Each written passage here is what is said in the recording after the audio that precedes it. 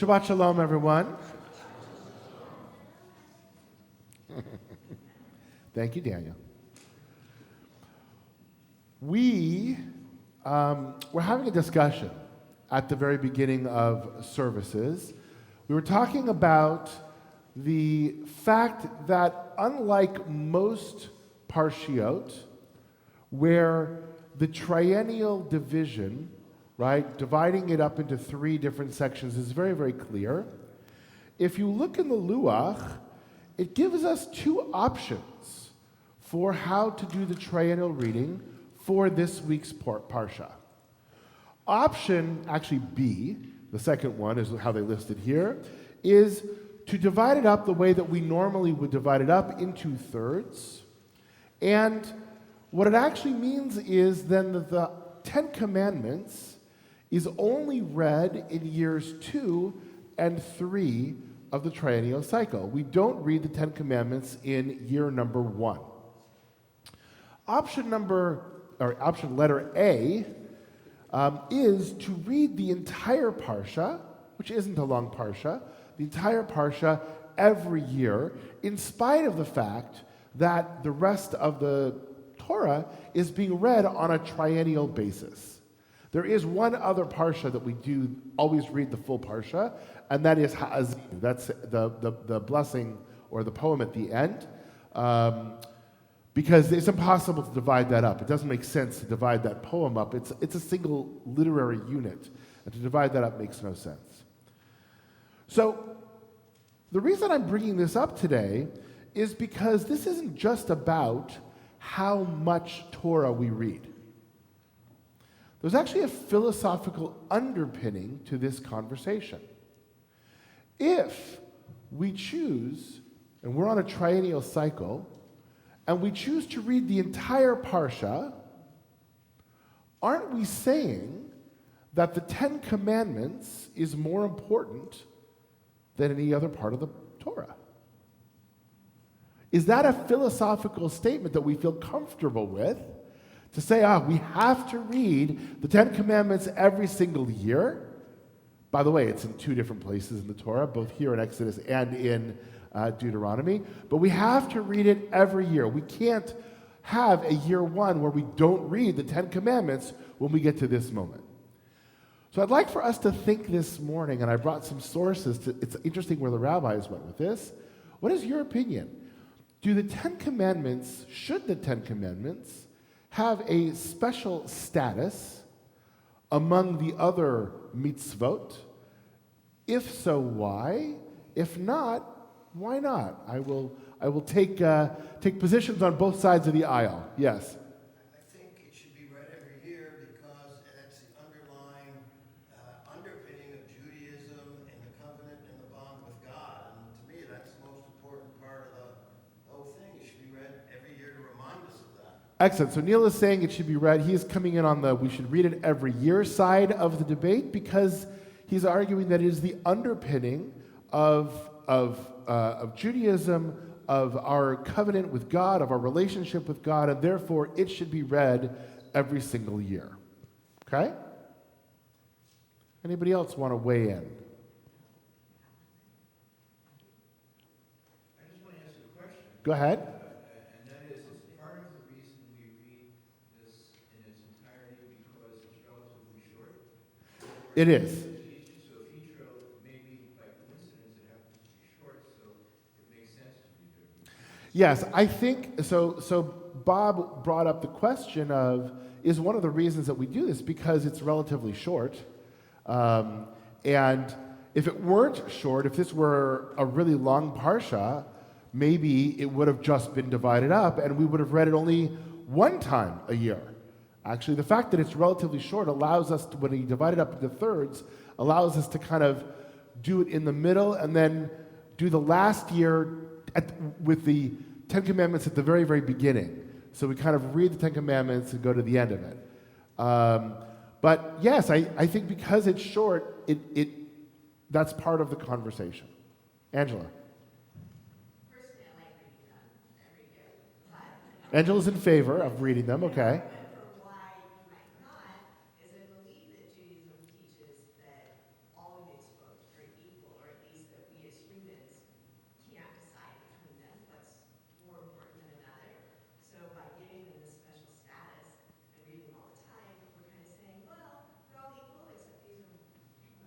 Right. All of the mitzvot are equal, but some are more equal than others. Right. Okay. So, I think, Angela, you're kind of on part of the conversation here, which is there are 613 commandments. Are we making an argument that these 10 are more important than the other 603? Right? And how do we know that these 10 are more important or not more important? All 613 of them are listed somewhere in the Torah, right? We've got them all there. Okay, yes, Diana. So I think they're a little bit different in that, number one, when we do the public reading, which I'm a fan, I like doing it actually, we stand for them. So that shows like how incredibly important. I was thinking similarly to last week when we did Shirat Hayam, that's something that I believe we do. We don't skip that one either. We don't do the whole Parsha, but it's we always stand for that as well. Correct. These are like pivotal moments, and I think that really of the 613, or let's say these are 10, so we have 603 remaining. You can tie all of them to these 10 mitzvot somehow, and then there's a way like you can tie almost all of them to the most important one, which we might think is Shabbat or it's honoring your parents, but it's really don't steal.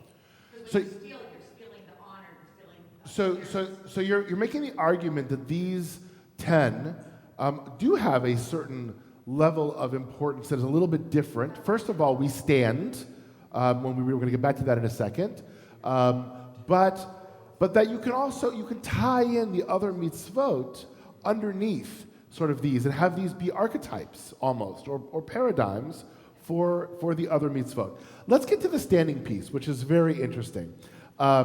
We do stand, and we will stand today. But Tshuvot Harambam, Maimonides, writes, V'chach ra'ui la'asot b'chol makom asher minhagam la'amod. Ra'ui lim'onam. This is fitting to do in any place where the practice is to stand for the 10 Commandments. It is fitting to prevent them from doing so, to prevent a loss of faith, that they would come to think that some parts of the Torah are more important than others.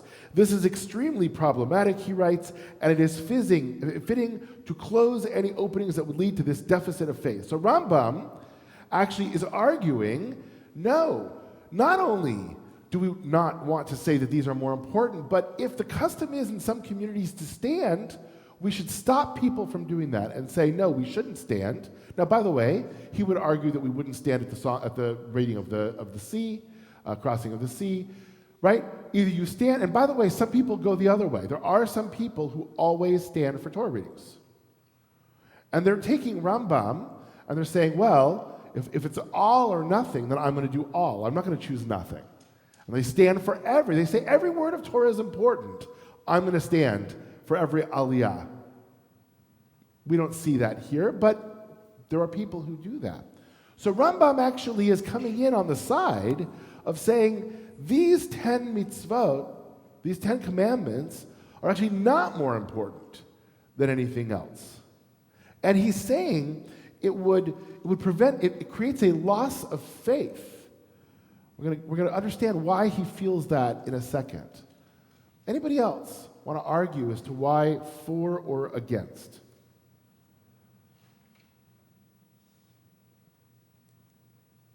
Jane. If you actually look at them, if you analyze the 10 commandments, some of them are fundamental to the sanctity of life.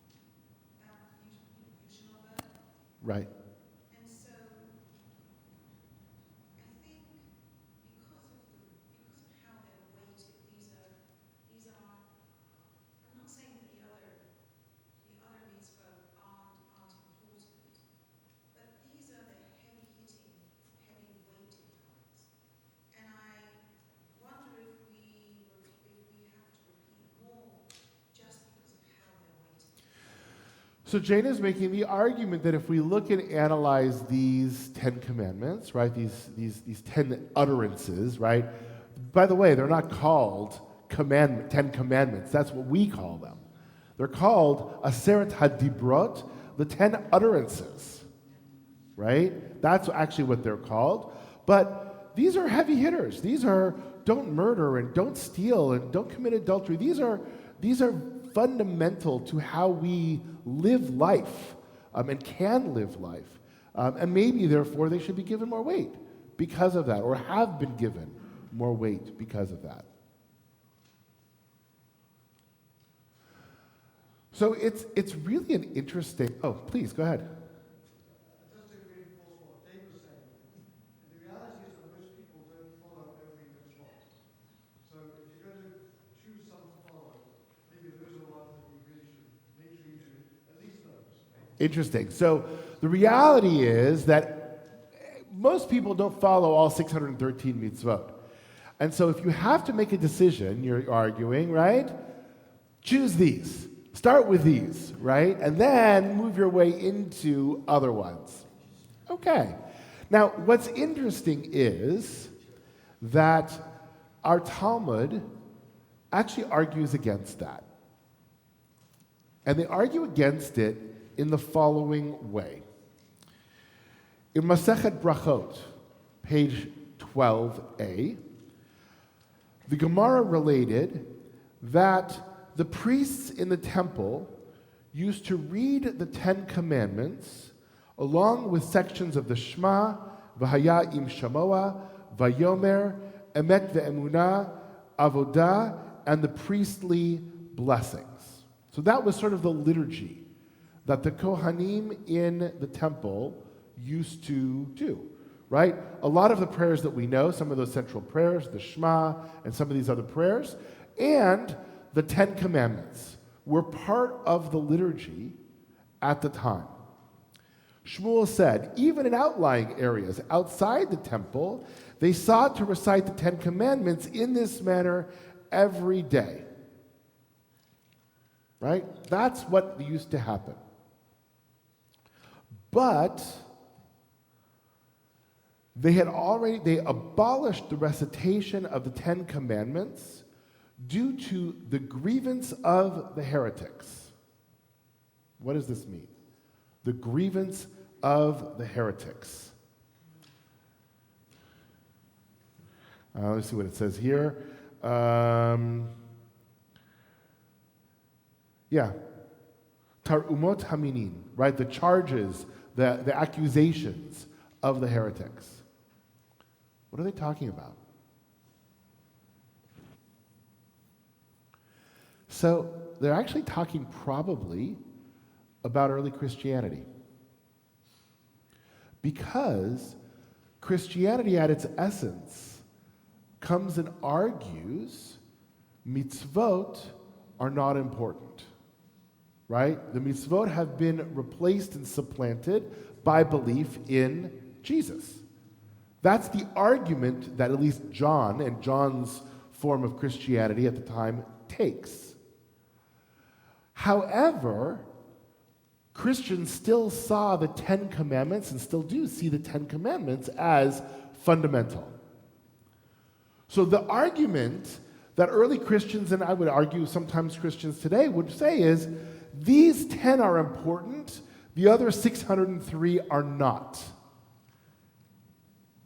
And as a response to that, the rabbis of the Talmud, which remember, the Talmud is now between 200 and 500. So Christianity has already started to be established and already started to form, right?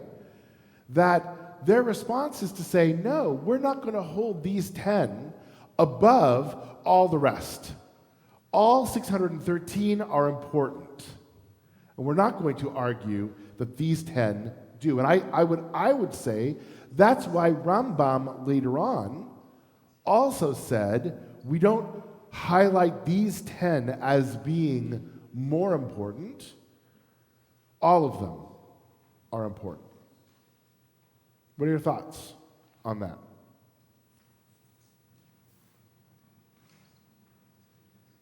Agree? Disagree?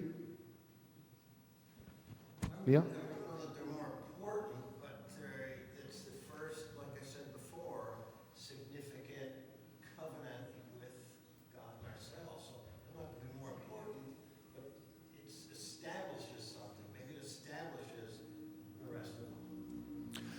So Neil is going back is that we're not arguing that they're more important, but that they're establishing this relationship in sort of in a powerful way. Okay? The Ten Commandments are core directives to behavior, but we live life every day in a lot of other mitzvot and precepts that come from the Torah. Fair weights and measures, justice, not putting a stumbling block before the blind. All these things that tell us how we're supposed to live in the world and the community, and they're very important in our daily life as well. Yeah, I mean, there's a lot of very important sections of the Torah in terms of how we treat one another and fair weights and measures and how we relate to other human beings that are very, very important. And you could make an argument that it's just as important. I mean, obviously, do not murder, pretty important. You can't worry about fair weights and measures and things like that if you're killing people, okay?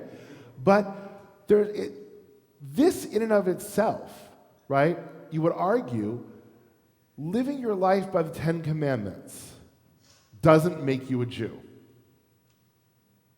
It may make you a good person. And actually, quite a number of the Sheva Mitzvot B'nai Noach, right, the 7 Noahide commandments that non-Jews are supposed to observe, are in the 10 Commandments, right? Not all of them, but quite a number of them, of the 7, right? And so it makes you a good person. It doesn't necessarily make you a good Jew. The only one that's in this that is specifically Jewish is Shabbat. Every other one is universal, or could be. Don't steal, don't murder, don't covet, right? You could argue that I am the Lord your God and you shall have no other gods before me. You could argue that that's Jewish, but you could also argue that that's Christian and Muslim as well are keeping that, right? The observance of Shabbat is the only one of the 10 Commandments that is specifically Jewish. And even then, it broadens it because it says you and your servants and everyone who lives in your community should keep Shabbat, even if they're not Jewish. So the 10 Commandments in and of themselves are not Jewish doctrine. It's everything else that is added into all of that becomes Jewish doctrine.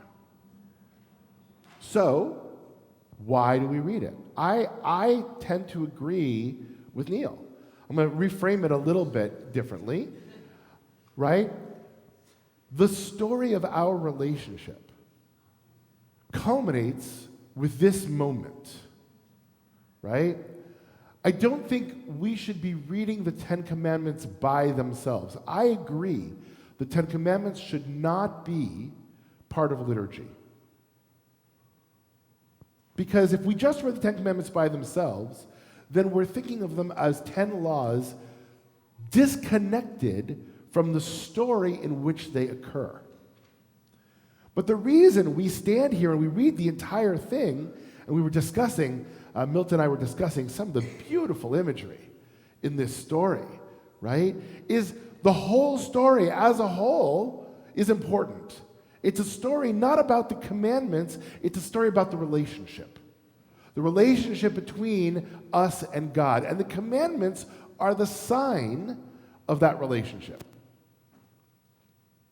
Every covenant has an agreement and a sign to that agreement, right? The first one with Abraham, actually the first one with Noah, had an agreement not to destroy the world, and the sign was the rainbow.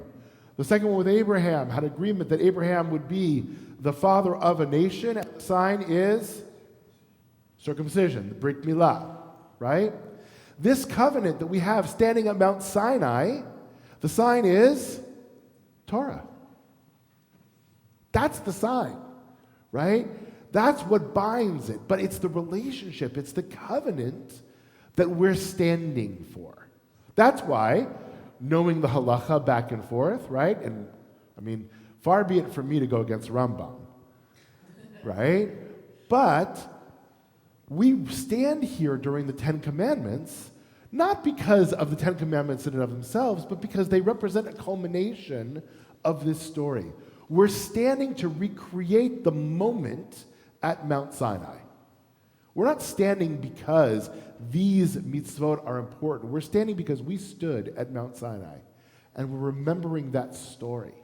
We're remembering that moment, and we're capturing these words in that moment. Any questions or comments before we actually read through our parasha today, which will include the Ten Commandments? Angela? We also stand up for the reading of the commandments. We do. Not for the whole description of that. We do. We do, because that's the moment that we were standing at Mount Sinai. Right? We weren't standing for all 3 days and stuff like that of everything, right? That was the moment, that was that critical moment that we were standing as we were hearing these words come down. And then, of course, what are the words that were said at Mount Sinai? Is it just the Ten Commandments? Is it the whole Torah? Is it the Torah and the Talmud, right? Depending on your denominational background, you may have a different view of what was given at Mount Sinai, but it's that moment of those words that we were standing at Mount Sinai. So yes, time-wise it's the same, but I guess the reason I'm saying this is as we stand today, it's a good way to close, as we stand today, we're not standing because of these words. We're standing because we stood at Sinai and we entered in that relationship, and so we stand today to reconfirm that relationship. All right, Shabbat Shalom.